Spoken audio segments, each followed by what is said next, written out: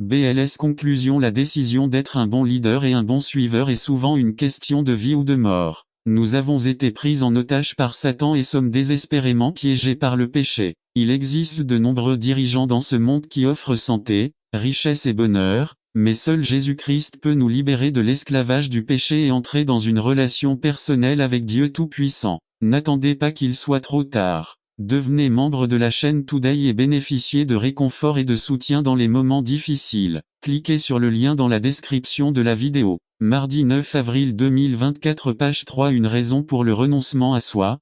Partie 7 résumé. On a dit que le renoncement à soi aujourd'hui consiste à rejeter les désirs. Et quand c'est dit ainsi, il est facile de comprendre pourquoi nous ne voulons pas faire d'abnégation. Il est tout simplement plus facile de s'impliquer dans notre propre vie. Par Joshua Pinto. Une raison de abnéger. Le renoncement à soi est le sacrifice ou le renoncement à la volonté, aux affections ou aux biens matériels au service de Dieu, du prochain, des idéaux, etc. On a dit que le renoncement aujourd'hui, c'est rejeter les désirs. Et quand c'est dit ainsi, il est facile de comprendre pourquoi nous ne voulons pas faire d'abnégation. Il est tout simplement plus facile de s'impliquer dans notre propre vie. Cependant, aucun épanouissement ne peut être trouvé dans un style de vie qui ne s'intéresse qu'à lui-même. Avec cette vérité en tête et un stylo à la main, Pierre nous propose 3 leçons sur le renoncement à soi. 1 Pierre 4 1-11 Par conséquent, puisque Christ a souffert dans le corps, vous aussi devriez avoir la même attitude parce que celui qui a souffert dans le corps a rompu avec le péché. 2 Pour vivre le reste de sa vie terrestre, sans satisfaire ses passions humaines, mais en accomplissant la volonté de Dieu. 3 Et bien, c'est assez le temps qu'ils ont perdu à faire ce qui plaît aux incroyants, livrés à la débauche, aux passions, à l'ivresse, aux orgies, aux beuveries et aux idolâtries abominables. 4 Il leur paraît étrange que tu ne cours plus avec eux dans ce même débordement d'immoralité, et c'est pour cela qu'ils t'insultent. 5 Mais ils devront rendre compte à celui qui est prêt à juger les vivants et les morts. 6 C'est pourquoi l'évangile leur a été annoncé même aux morts, afin que, bien qu'ils fussent jugés selon les normes humaines quant au corps, ils vivaient selon Dieu quant à l'esprit. 7 La fin de toute chose est proche. Alors, pour bien prier, restez sobre et lucide. 8 Surtout, aimez-vous profondément les uns les autres, car l'amour couvre une multitude de péchés. 9 Pratiquez l'hospitalité les uns envers les autres sans vous plaindre. 10 Chacun met le don qu'il a dans votre vie. Avez-vous besoin d'agir en tant que fils du roi et prêtre? Avez-vous besoin d'obéir à sa direction pour votre vie? Baptême, appel, service. En cette saison même les criminels font des impôts pour éviter d'avoir des ennuis. Ils savent qu'ils peuvent peut-être contourner la loi dans certains domaines, mais la taxe est quelque chose qui ne leur sera pas pardonné. Aujourd'hui est aussi le meilleur moment pour régler votre compte avec Dieu. Christ a payé l'impôt de la séparation éternelle que le péché apporte à chaque vie. Si vous ne l'avez pas reçu comme Seigneur et Sauveur, vous avez toujours cette dette qui ne sera pas remise. Recevez Jésus aujourd'hui et recevez le pardon de vos péchés. Vous pouvez prendre votre décision là où vous êtes ou si vous souhaitez vous manifester pour que quelqu'un puisse prier avec vous. La prière est simple, le chemin prendra le reste de votre vie. Priez avec moi. Dieu saint, je reconnais que je suis un pécheur. Je reconnais que tu as envoyé ton Fils venir mourir pour payer la dette de mes péchés. Aujourd'hui, je le reçois comme Sauveur et Seigneur de ma vie. Pardonne mes péchés et remplis-moi de ton Saint-Esprit. Au nom de Jésus, Amen. N'attendez pas qu'il soit trop tard. Devenez membre de la chaîne Today et bénéficiez de réconfort et de soutien dans les moments difficiles. Cliquez sur le lien dans la description de la vidéo. Mardi 9 avril 2024 page 3 Résumé des rendez-vous romantiques. Un sermon qui étudie la cour, les rendez-vous romantiques et la responsabilité d'un chrétien. Par Nestor Mangivard. Citation romantique. Romains 12 1-3 Introduction. Box. Muhammad Ali a enseigné au monde quelque chose qui n'avait jamais été vu auparavant, la corde, une drogue. Alors que la plupart pensaient qu'il ne pouvait pas vaincre le puissant Georges Foreman, il a réalisé ce qui semblait impossible. Comme l'a fait, attaquer le corps. Satan a la même stratégie. Il a attaqué la tête Christ et a raté. Maintenant, il a changé sa stratégie pour attaquer le corps, c'est-à-dire le corps physique et collectif, l'Église. Nous allons examiner quelque chose auquel de nombreux chrétiens ne prêtent pas beaucoup d'attention: les fréquentations. Quelle est la différence entre la cour et les rendez-vous romantiques? La cour est quelque chose qui se produit uniquement lorsque le couple a l'intention de se marier. Deux célibataires qui sortent juste pour éviter la solitude ou pour avoir une relation émotionnelle sans chercher à se marier ont simplement des rendez-vous romantiques. Quels sont les problèmes liés au rendez-vous romantique 1. Les citations romantiques enseignent comment construire une relation basée sur les émotions. 2. Les citations romantiques ne forment pas les couples au mariage, elles les forment au divorce. Ils traversent des luttes émotionnelles et physiques et finissent par apprendre que lorsque quelque chose ne va pas ou que quelque chose de mieux est trouvé, la relation se rompt. 3. Les choses qu'ils commencent à faire lors des rendez-vous permettent au couple de passer à des choses plus avancées lors des rendez-vous futurs. Cela enlève des expériences futures avec votre conjoint. 4. Les pressions que ressentent de nombreux jeunes commencent désormais à l'école primaire. De toute évidence, la raison pour laquelle cela a été lancé au début a été perdue. Qu'est-ce que l'on peut faire? Que dit la Bible? La Bible ne contient pas de section sur les fréquentations ou les fréquentations amoureuses, mais Dieu nous a donné des principes sur la façon de vivre toute notre vie. Tournez-vous avec moi vers Romains 12. Lisez vs 1 à 3. Paul parle d'abandonner son corps, pas votre argent, votre temps ou même votre esprit, parce que c'est ce que les autres peuvent voir, et c'est à quoi Satan veut s'attaquer. Ne vous conformez pas à ce siècle. Pourquoi beaucoup de gens veulent-ils sortir avec des rendez-vous romantiques? Parce que tout le monde le fait. N'attendez pas qu'il soit trop tard. Devenez membre de la chaîne Today et bénéficiez de réconfort et de soutien dans les moments difficiles. Cliquez sur le lien dans la description de la vidéo. Mardi 9 avril 2024. Page 1-3 nous donne des conseils très importants. Ne pensez pas que vous êtes plus fort que vous ne l'êtes. De nombreux grands sont tombés à cause de cela. Georges Formand. Regardons également Colossiens 3 9 à 11. Vous ne mentez pas. Cela va complètement à l'opposé de ce que nous voyons chez la plupart de ceux qui cherchent à avoir un rendez-vous romantique. Faites attention à la dernière phrase de VS 11. Si nous sortons avec d'autres chrétiens et que nous savons que Christ est en cette personne, comment allons-nous avoir des rendez-vous comme ceux du monde? Ce n'est pas une excuse pour sortir avec des personnes non converties. 2 Cor 6-14 nous parle de ne pas être sous un joug inégal. Jésus est avec vous lors de vos rendez-vous, que vous l'invitiez ou non. Que dirait quelqu'un que vous avez laissé à propos de votre Sauveur en fonction de votre comportement? 2 Timothée 2:22 ne dit pas de fuir les mauvaises passions de la jeunesse. Que recherchez-vous lorsque vous invitez quelqu'un ou acceptez une invitation à un rendez-vous romantique? Certains pensent probablement que s'ils font cela, comment trouveront-ils un partenaire? Je veux que nous regardions 2 histoires de l'Ancien Testament. Dans Genèse 24, nous découvrons qu'Isaac n'a jamais cherché de femme et que Dieu lui a fourni une femme qui lui a donné une vie pleine de bénédictions. Dans Genèse 29, nous voyons Jacob poursuivre une femme et avoir des ennuis qui le suivront toute sa vie. Ne faisons pas confiance à nos passions, à nos émotions ou aux méthodes de la société. Dieu a un plan pour ceux qu'il veut marier. Il nous fournira la bonne personne si nous sommes fidèles et lui faisons confiance. N'attendez pas qu'il soit trop tard. Devenez membre de la chaîne Today et bénéficiez de réconfort et de soutien dans les moments difficiles. Cliquez sur le lien dans la description de la vidéo.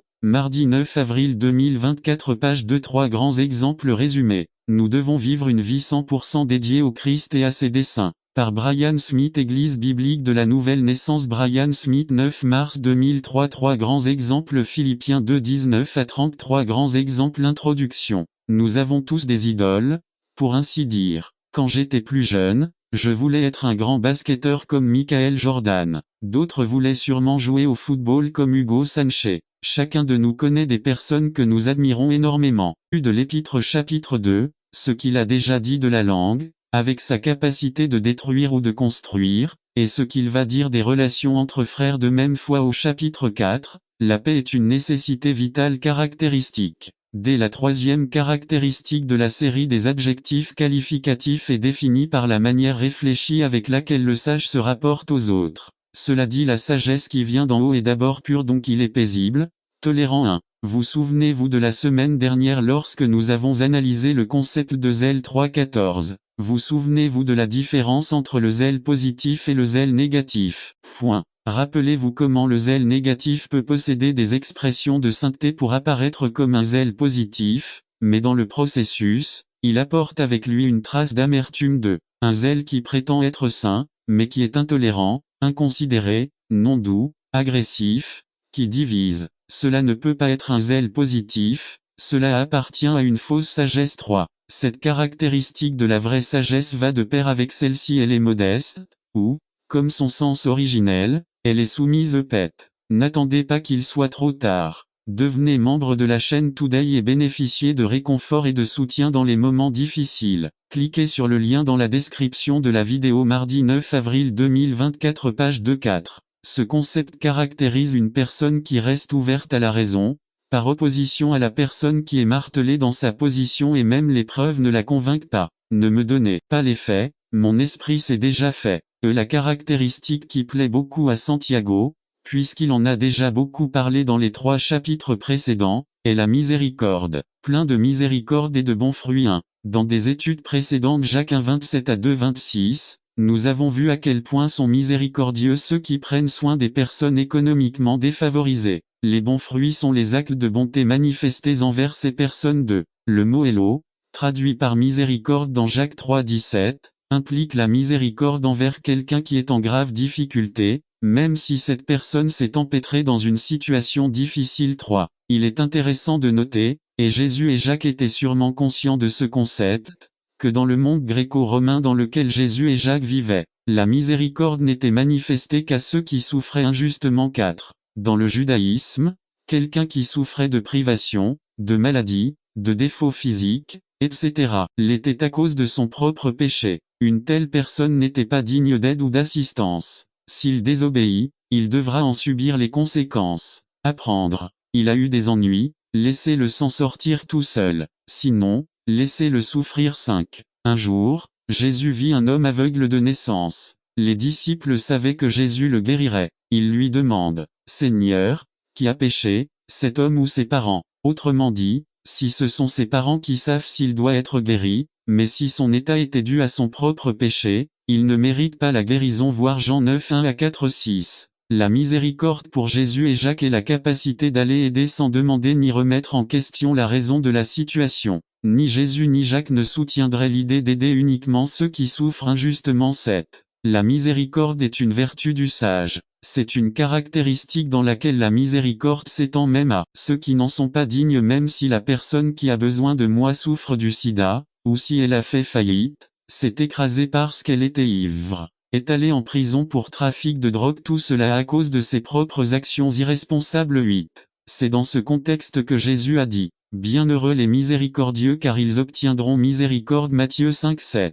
F. L'avant-dernière caractéristique que Jacques définit chez une personne sage a la vertu de l'impartialité. Ce concept est étroitement lié à la miséricorde. 1. L'idée derrière ce concept a également déjà été discutée par James dans la distinction entre riches et pauvres que pratiquait la communauté chrétienne à laquelle il écrit 2. À cela s'ajoute la sincérité ou le fait de ne pas être hypocrite, ne pas avoir deux visages, ou agir de manière à obtenir un avantage. 3. À l'arrière-plan de la non-hypocrisie se trouve celle de la vie animale, où les animaux se déguisent pour capturer leur proie. L'autre soir, nous avons vu sur la chaîne Animal Planet une vipère avec une queue aussi fine que celle d'un ver. Il était caché dans l'herbe, libérant dans l'air ce qui ressemblait à un petit ver. 4. Les caméras attendent ce qui pourrait arriver. Soudain, un crapaud apparaît. Le mouvement n'attendait pas qu'il soit trop tard. Devenez membre de la chaîne Today et bénéficiez de réconfort et de soutien dans les moments difficiles. Cliquez sur le lien dans la description de la vidéo.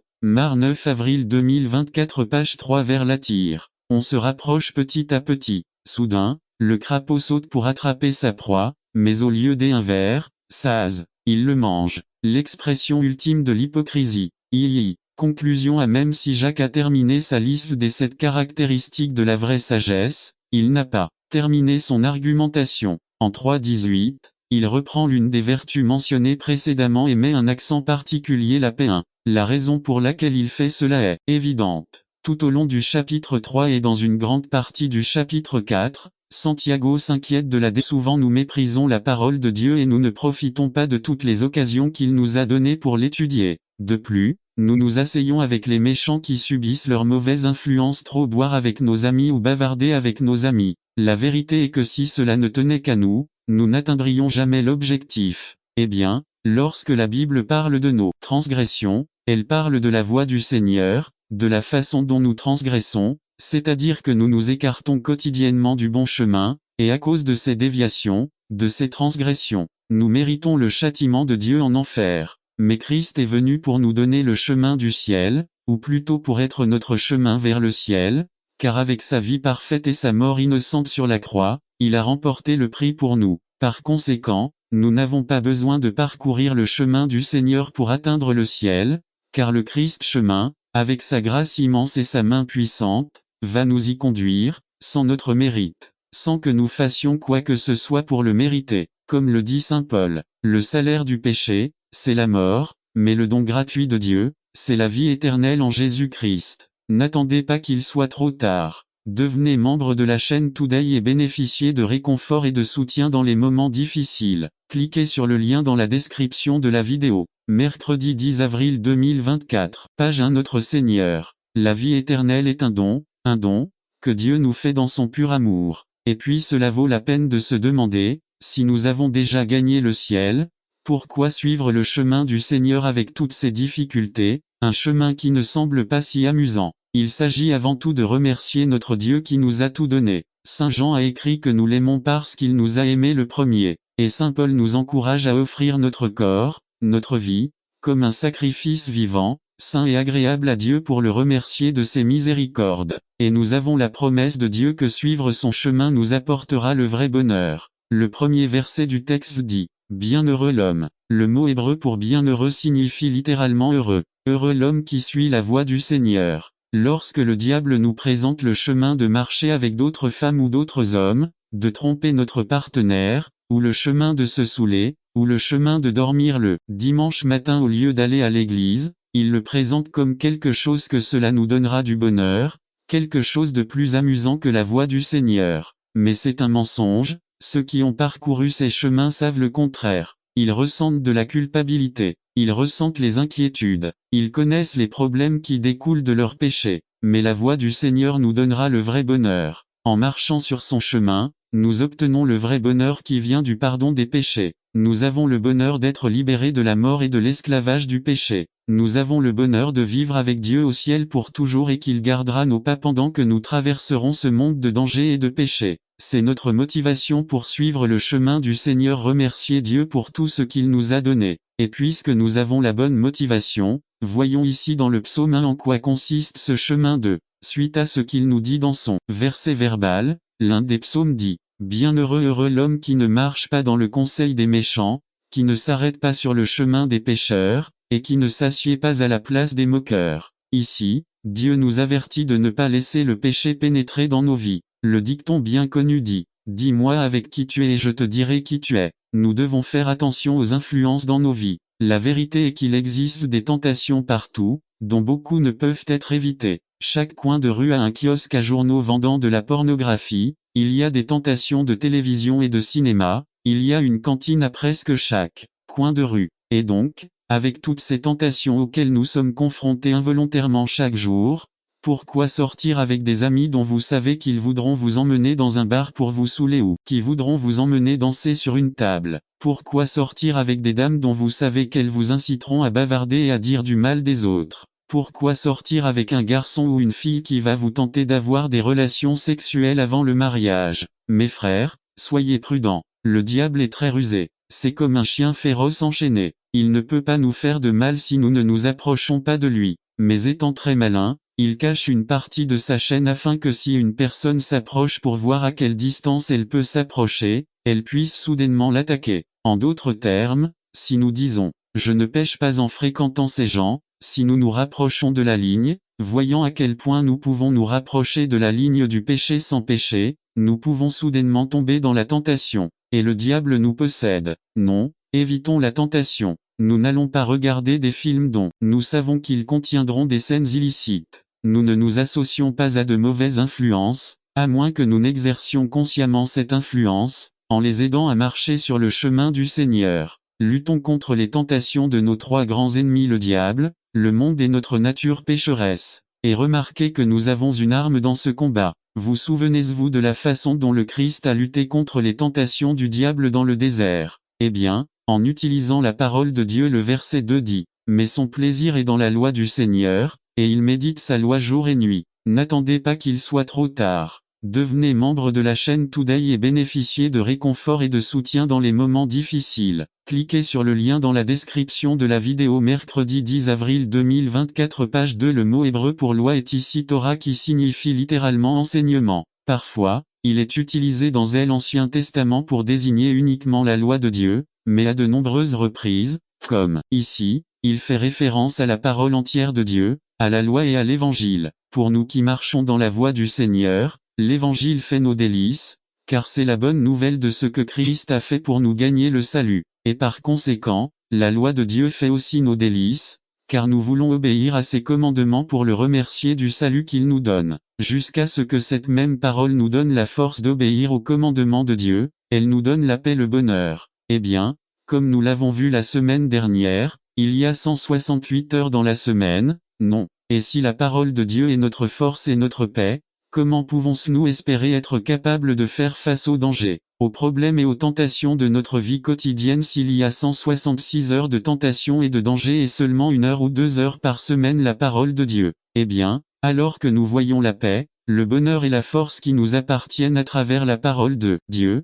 il est clair que la parole de Dieu aura la priorité dans nos vies. À quoi sert de travailler dur chaque jour si nous laissons de côté la parole de Dieu? À quoi servent l'argent et les biens si nous n'avons pas la paix et le salut? Alors lisez vos Bibles à la maison. Et si vous avez du mal à manier la Bible ou à comprendre ce que vous lisez, venez à l'étude le mercredi à 7 heures, car c'est précisément dans ce cours que nous apprenons à manier la Bible et à comprendre ce que nous lisons. Car être dans la parole de Dieu, nous pourrons continuer tout droit sur le chemin du Seigneur. Et remarquez que lorsqu'un chrétien écoute les promesses et les instructions trouvées dans la parole de Dieu, cela sera remarquable dans sa vie. Le verset 3 dit, « Il sera comme un arbre planté près des cours d'eau, qui donne son fruit en sa saison, et dont la feuille ne se flétrit pas, et qui prospère dans tout ce qu'il fait. » Nous sommes comme un arbre. Si nous avons des racines vivantes, c'est-à-dire si nous avons la foi, nous produirons du fruit. Nous obéirons au commandement de Dieu pour sa gloire. C'est la preuve de notre foi. De plus, la parole de Dieu est l'eau qui nous donne la force de produire ce fruit. Et si nous ne recevons pas l'eau spirituelle qui est la parole de Dieu, nous ne produirons pas de fruits jusqu'à ce que nous puissions mourir spirituellement. Tout comme le psalmiste avertit les méchants, ils sont comme la balle que le vent emporte. Alors, puisque nous avons été arrosés par la parole de Dieu, produisons du fruit. Soyez de bons gestionnaires, administrateurs des bénédictions que Dieu vous a accordées. Servez Dieu avec vos talents, votre temps et vos trésors. Montrez-vous de l'amour les uns envers les autres, car telle est la voie du Seigneur. Mes frères, Jésus-Christ, le chemin, est venu nous donner le ciel. Le salut nous appartient gratuitement. Le Christ va nous emmener dans notre demeure céleste. Suivons donc le chemin du Seigneur pour le remercier pour ce don. Fuyez la tentation, étudiez la parole de Dieu, produisez du fruit. Eh bien, suivez la voie du Seigneur. Amen. N'attendez pas qu'il soit trop tard. Devenez membre de la chaîne Today et bénéficiez de réconfort et de soutien dans les moments difficiles. Cliquez sur le lien dans la description de la vidéo. Mercredi 10 avril 2024 page 3. Oui, vous pouvez résumer. Avec la force que Dieu nous donne dans sa parole, nous pouvons faire face à n'importe quel danger et menace avec confiance. Par Andrew Schroe, l'histoire de Daniel dans la fosse aux lions est une histoire bien connue, n'est-ce pas que nous entendons depuis que nous sommes très enfants. Comme le roi Darius a signé un édit qui stipulait que dans les 30 jours seulement, il ne pourrait être adoré qu'aucun autre dieu ou homme, et que si quelqu'un osait adorer un autre dieu, il serait condamné à mort dans la fosse aux lions. Vous vous souvenez, droite? Eh bien, maintenant, je vais relire cette histoire qui sert de base à notre méditation de ce matin, et pendant que vous écoutez cette histoire de Daniel dans la fosse aux lions, je veux que vous réfléchissiez si vous pourriez faire ce que Daniel avait fait dans cette histoire. Si vous pouviez tenir bon face à la menace de mort ainsi, nous lisons dans le livre de Daniel 6 10 à 12 puis 16 à 23. Il est dit comme ceci alors, qu'en penses-tu? Pourriez-vous faire ce que Daniel a fait? Eh bien, que diriez-vous d'un exemple un peu plus récent? Il y a 4 siècles, un pauvre moine allemand, Martin Luther, ouvrit sa Bible et découvrit que ce que l'Église enseignait n'était pas en accord avec ce que dit la Bible. Dans sa joie, il essaya de partager avec tout le monde ce que disait la Bible, mais l'Église s'y opposa parce qu'il ne voulait pas changer ce qu'il enseignait depuis des siècles, jusqu'à ce qu'on convoque un tribunal pour juger ce moine allemand. Après tout, Martin Luther s'est retrouvé devant un tribunal de l'un des dirigeants les plus puissants de son époque, appelé la Diète de Worms. Et ce tribunal a présenté à Luther 2 options: renoncer à tout ce qu'il avait écrit et dit concernant la Bible ou être condamné à mort. Imaginez, il y avait Luther derrière une table sur laquelle se trouvaient tous les livres qu'il avait écrits, devant un tribunal qui avait le pouvoir de le condamner à mort et qui devait maintenant trancher. Ensuite, Luther a demandé une nuit pour y réfléchir. Et après une nuit certainement passée dans la prière et l'angoisse, Luther se leva devant ce tribunal et leur dit, « Si vous ne pouvez pas me prouver par la Bible que j'ai tort, je ne peux pas et je ne renoncerai pas à ce que j'ai écrit. Ce que j'ai écrit, je l'ai écrit. C'est comme ça que je reste. Dieu aide-moi. Amen. » Et avec ces mots, il fut condamné à mort, un criminel qui devait se cacher pour rester en vie. Pourriez-vous faire ça? Eh bien, aujourd'hui, nous allons voir que oui, tout comme le dit l'équipe mexicaine, oui, nous pouvons, mais pas à cause de notre force et de notre courage, mais pour deux raisons. Un, parce que nous avons été déclarés innocents aux yeux de Dieu, et deux, parce que Dieu Tout-Puissant va nous donner la force de le faire. Et parce que nous avons été déclarés innocents aux yeux de Dieu. Eh bien, on voit quelque chose d'un peu surprenant dans le texte de ce matin, non, que Daniel, après avoir appris ce que le roi Darius avait ordonné, se rendit immédiatement dans sa chambre pour prier Dieu comme c'était sa coutume, désobéissant à l'édit du roi. En fait, il n'a même pas essayé de cacher ce qu'il faisait, mais a plutôt ouvert les fenêtres pour donner à tout le monde l'occasion de le voir. Comment se fait-il qu'il n'ait pas peur de la colère du roi, ou du moins des lions affamés qui l'attendaient pour sa désobéissance? Eh bien, Daniel lui-même nous dit pourquoi il n'avait pas peur au verset 22, il dit que devant Dieu il a été reconnu innocent, il a été reconnu innocent. Eh bien, la vérité est que devant le roi, il n'a pas été déclaré innocent, n'est-ce pas? Même si le roi ne voulait pas vraiment condamner son fidèle serviteur Daniel, il a dû le faire parce que Daniel avait enfreint la loi. Mais aux yeux de Dieu, Daniel a été déclaré innocent. Il a obéi à ce que Dieu nous dit dans Actes 5, 29. Il faut obéir à Dieu plutôt qu'aux hommes. Mais Daniel était-il si innocent? Je vous dis non. Remarquez que Daniel était un homme comme nous tous, c'est-à-dire qu'il était un pécheur. Ce n'était pas parfait, ce n'était pas innocent. Car, comme le disait saint Paul, tous sont péchés et sont privés de la gloire de Dieu. Et étant donné, n'attendez pas qu'il soit trop tard.